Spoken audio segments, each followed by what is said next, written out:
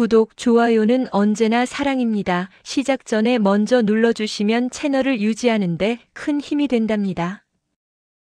말 위의 왕자. 심양의 겨울은 칼날 같았다.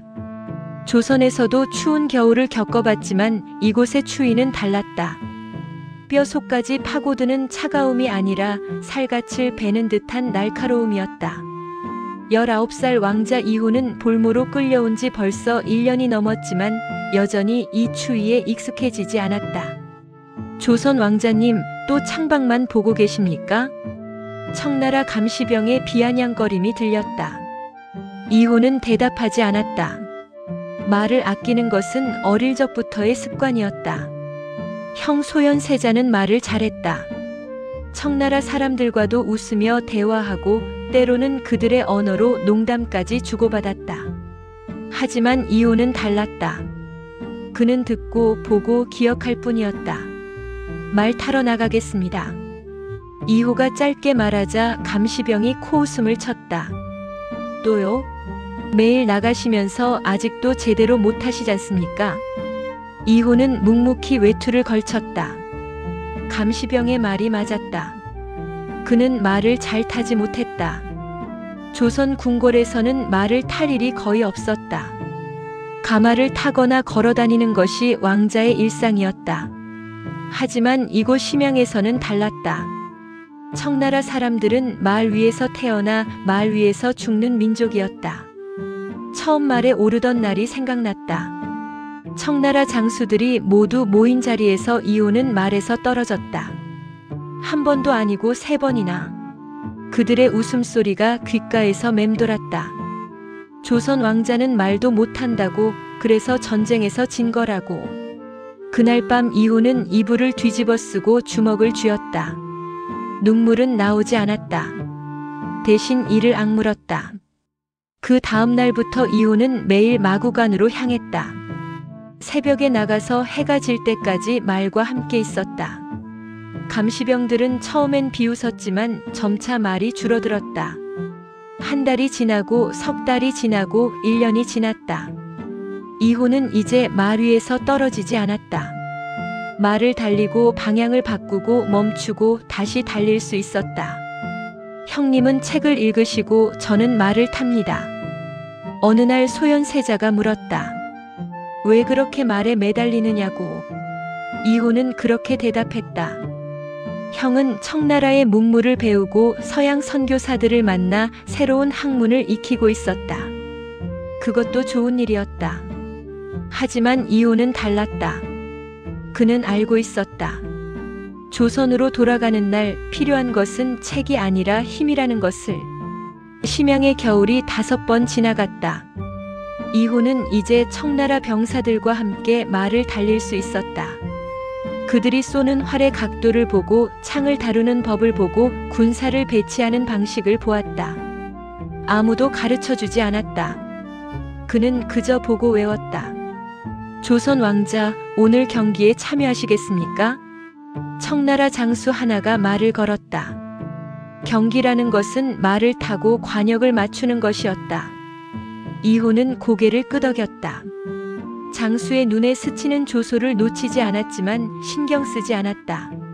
말이 달렸다. 바람이 얼굴을 때렸다. 관역이 보였다. 활시위를 당겼다. 첫 번째 화살이 관역을 빗나갔다. 두 번째 화살이 가장자리를 맞췄다. 세 번째 화살이 중심을 관통했다. 오, 조선 왕자! 청나라 병사들이 환호했다. 진심인지 아닌지는 알 수 없었다. 하지만 이호는 알았다. 자신이 조금씩, 아주 조금씩 강해지고 있다는 것을. 그날 밤 형 소현세자가 찾아왔다. 호야, 너무 무리하지 마라. 우리는 언젠가 돌아갈 것이다. 형님, 돌아가면 무엇을 하시렵니까? 소현세자는 잠시 망설이다 말했다. 청나라와 화친하고 새로운 문물을 받아들여 조선을 바꿔야 한다. 전쟁은 답이 아니다. 이호는 고개를 숙였다. 형의 말도 맞았다. 하지만 뭔가 석연치 않았다. 삼전도에서 아버지 인조가 무릎 꿇던 모습이 떠올랐다. 조선의 왕이 오랑캐 앞에 머리를 조아리던 그 순간을, 그 치욕을 형님의 길이 있고 제 길이 있는 것 같습니다. 소현세자는 더 이상 말하지 않았다. 형제는 그렇게 다른 꿈을 꾸고 있었다. 1645년 드디어 귀국 명령이 떨어졌다. 8년 만이었다. 이호는 26이 되어 있었다. 조선으로 돌아가는 길은 멀고도 험했다. 하지만 이호의 마음은 이미 조선에 가 있었다. 무엇을 해야 할지, 어떻게 나라를 바꿔야 할지 그림이 그려지고 있었다. 그런데 한양에 도착하자마자 비극이 닥쳤다. 형 소현세자가 죽었다. 귀국한 지 2달 만에 갑자기 아무런 징조도 없이 마마 동궁께서 승하하셨습니다. 신하의 보고를 듣는 순간 이호의 머릿속이 하얘졌다. 형이 죽었다. 왜? 어떻게? 병이라고 했다. 하지만 형은 건강했다. 심양에서도 늘 책을 읽고 사람들을 만나며 정정했다. 그런 형이 갑자기 죽다니. 소문이 돌았다. 독살이라고. 아버지 인조가 형을 죽였다고. 형이 청나라에 물들었다고 생각해서 이호는 아무 말도 할 수 없었다. 진실이 무엇인지 알 수 없었다. 하지만 한 가지는 분명했다. 형이 꿈꾸던 세상은 이제 영영 오지 않으리라는 것. 그리고 4년 후 아버지 인조가 세상을 떠났다. 이호가 왕이 되었다. 효종이라는 묘호를 받았다. 전하, 훈련도감을 확대 개편해야 합니다. 신하들이 상소를 올렸다. 효종은 고개를 끄덕였다. 군대를 강화해야 했다. 청나라를 칠 수 있을 만큼 북벌을 준비하십니까? 송시열이 조심스럽게 물었다. 효종은 창밖을 바라보았다. 심양의 추운 겨울이, 말 위에서의 날들이, 형의 죽음이 떠올랐다. 준비만 하는 것이 아니오. 반드시 해내야 하오. 하지만 현실은 냉혹했다. 청나라는 너무 강했고 조선은 너무 약했다. 병자호란 이후 무너진 국력은 쉽게 회복되지 않았다. 백성들은 굶주렸고 군사들은 제대로 된 무기조차 없었다. 효종은 매일 밤 늦게까지 보고서를 읽었다. 어느 지방에 기근이 들었다. 어느 곳에 역병이 돌았다. 어느 병영의 군량미가 부족하다. 한 장 한 장 읽으며 붓으로 메모를 남겼다. 이것을 먼저 해결하고 저것을 나중에 처리하고. 전하, 무리하지 마십시오. 내관이 걱정스럽게 말했다. 효종은 고개를 저었다. 이 정도는 무리가 아니오. 심양의 추위에 비하면. 그는 웃었다. 씁쓸한 웃음이었다.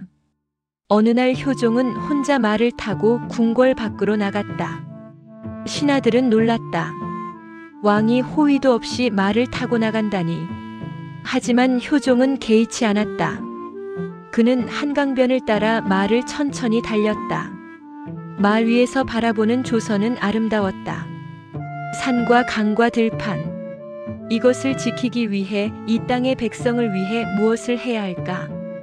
북벌은 정말 답일까? 아니면 형이 꿈꾸던 화친이 답일까?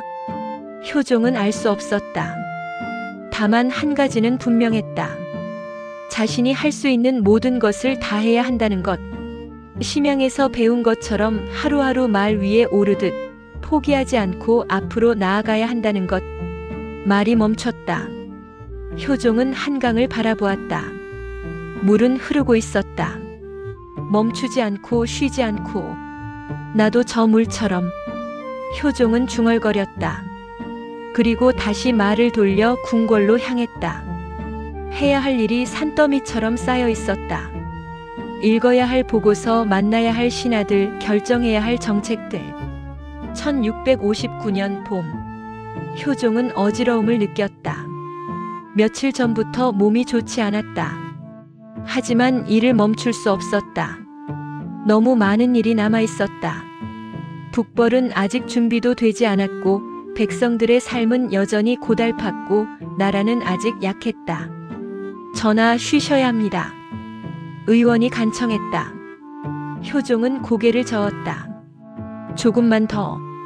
이 보고서만 읽으면. 하지만 그의 손에서 붓이 떨어졌다. 눈앞이 흐려졌다. 심양의 겨울이 떠올랐다. 마을 위에서의 날들이, 형의 얼굴이, 아버지의 모습이. 북벌을. 그것이 효종의 마지막 말이었다. 효종이 죽자 조정은 발칵 뒤집혔다. 장래 문제로 서인과 남인이 싸웠다. 예속 논쟁이라 불리는 이 싸움은 조선 정치를 수십 년간 뒤흔들었다. 하지만 백성들은 기억했다. 말을 타고 궁궐을 나섰던 왕을, 밤늦게까지 불을 켜고 일하던 임금을, 북벌을 꿈꾸었지만 백성의 삶을 먼저 챙겼던 군주를. 효종의 무덤 앞에 누군가 말 한 필의 그림을 바쳤다. 달리는 말, 멈추지 않는 말. 심양에서 배우고 한양에서 달렸던 그 말처럼 왕은 죽었지만 그의 꿈은 아직 달리고 있었다.